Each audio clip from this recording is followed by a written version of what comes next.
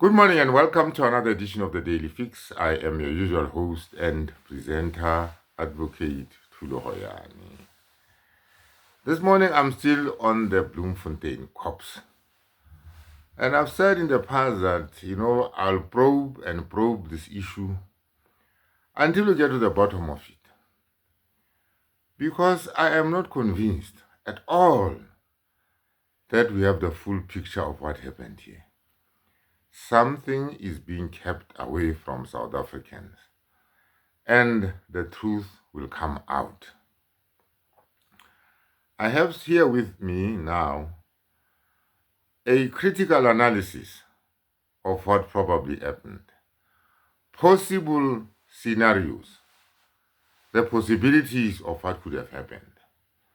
Because as it is, we do not have any indication as to what exactly happened. So I have been looking at the possibilities, and this morning I bring you the possibilities of what could have happened in that accident. Now, here is my analysis based on the information that I have acquired from forensic investigators who are looking into this particular issue and to try and unbundle it for us to understand. So let me just read to you what I have this morning regarding this accident as we delve into what could have possibly happened. The forensic report is quite brief and it goes as follows. There are about 3-4 scenarios here. It is entitled Critical Analysis, What Could Have Happened to the Car. Scenario 1 shows the car shows severe bonnet and roof damage. The bonnet is heavily crushed inward in a flat and centralized pattern, almost like it was pushed down by a large heavy object, e.g., a front-end loader or falling structure. 2. The roof is sunken in and caved, which would typically result from a car flipping upside down and landing on a hard surface, or a controlled crash by machinery. Secondly, these are the most likely possibilities based on the car condition. Scenario A. Vehicle was dropped or crashed deliberately. The car may have been intentionally damaged after the occupants were killed or drowned. It could have been dropped from a height using a crane or pushed from a bridge. It could have been crushed using a loader or industrial equipment. This would explain the central bonnet flattening and controlled-looking roof collapse. This would, under the circumstances, be an attempt to stage an accident and mislead investigators. Scenario B. Vehicle was in a real crash, but empty. 1. It is also possible that the car crashed without the victims inside. For example, they were removed earlier, kidnapped or murdered, and the vehicle was used to cover up the disappearance. The perpetrators then dumped the car into the river to mimic an accident. Scenario C. Hijacking or murder plus dumping. The 3 victims could have been hijacked or abducted, then murdered. The bodies could have been disposed of in the river earlier, before or after the crash, and that the car was later dumped or crushed to match the drowning story. So the conclusion that can be drawn from here is this. From all of the above, And from a professional investigative perspective, it appears unlikely that this was a simple car accident. Mark those words. It is unlikely that it was simply a car accident.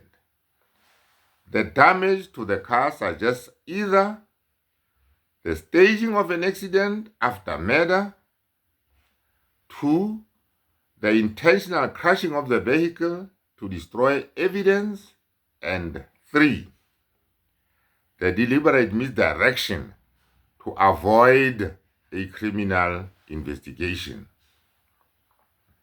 So scenario C will be, let me just get to scenario C here. Scenario C.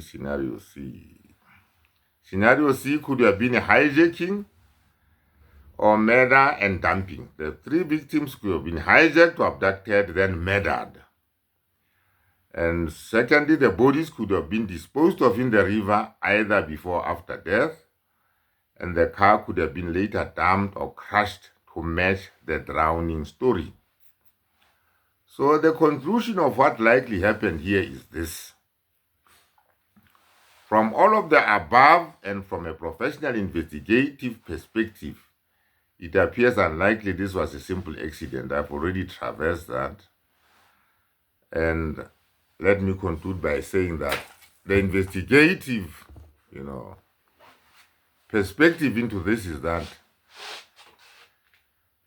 this could not, on the face of it, or this was not on the face of it, an ordinary accident. Could have been a staged accident, and there's a possible element of criminality in this state of affairs. Now, I've said that in the absence, of a candid and honest admission as to what really happened to the 3 Bloemfontein constables, this opens the door to, speculation and investigation by others like me and the forensic investigators. Because you see, the nation needs answers to this. The family needs answers to this. And before we get an explanation that is convincing enough,